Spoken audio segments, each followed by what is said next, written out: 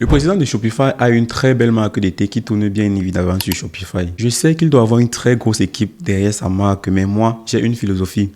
Peu importe le taux de conversion, le panier moyen ou même les équipes derrière une marque, il existe toujours des fenêtres d'optimisation. Bonjour, je suis Franklin Junda, cofondateur de Peak Conversion, une agence spécialisée dans l'optimisation du taux de conversion des boutiques e-commerce sur Shopify et Shopify Plus. Vous êtes dans le deuxième épisode de la série Si j'étais recruté par, une série dans laquelle je montre toutes les optimisations que je ferais si j'étais recruté par les fondateurs des marques qui passent dans les épisodes pour augmenter leur taux de conversion et transformer encore plus de clics en nouveaux clients. Pour cet épisode, j'ai pris la page produit de l'un de ses best-sellers et je trouve que mettre en avant un seul avis client au-dessus de la page produit de cette manière, ça ne donne pas beaucoup envie de passer à l'achat. J'ai donc gardé la même structure et j'ai montré en une phrase en dessous du titre exactement ce que le produit fait. L'une des informations les plus importantes dont un prospect a besoin lorsqu'il achète du thé, c'est la quantité ou bien la durée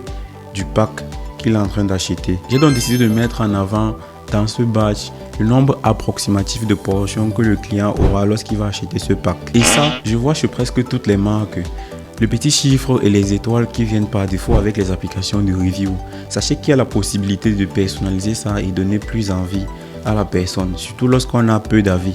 Donc pour ça, j'ai pris un extrait de l'avis que nous avons en dessous de la page produit et je l'ai mis ici pour permettre à l'utilisateur qui lit de comprendre qu'effectivement ce kit-ci est super pratique pour faire du thé à la maison. Vous pouvez trouver ceci bizarre, mais les gens adorent voir ce qu'ils économisent pour justifier leurs achats. En psychologie de vente, il est recommandé d'afficher les économies effectuées pour montrer l'écart entre le prix et le prix d'encre. Et je pense humblement qu'un beau badge avec les économies effectuées convertirait certains clics laissés. Nous sommes dans une économie de l'attention où les gens n'arrivent plus à se concentrer, ne serait-ce que 30 secondes pour lire un texte, même s'il est court. Au lieu de présenter les bénéfices produits en un bloc de cette manière, je les mettrais bien sur cette forme en liste pour permettre aux utilisateurs les plus pressés de scanner rapidement les informations clés. Et pour soutenir l'ensemble de ces bénéfices, je mettrai en avant en dessous du CTA un avis client pour montrer qu'effectivement notre produit est efficace. En bonus, j'ai mis un petit badge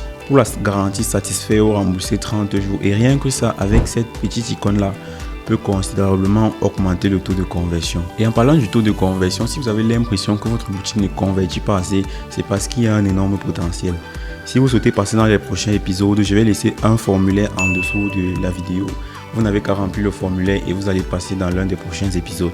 L'avantage, c'est que vous aurez le Figma prêt à passer à votre développeur gratuitement et c'est sans engagement. Si vous souhaitez prendre contact avec nous, rendez-vous sur notre site internet et je vais tourner actuellement le prochain épisode où on va optimiser le taux de conversion d'un youtubeur populaire, Bastien.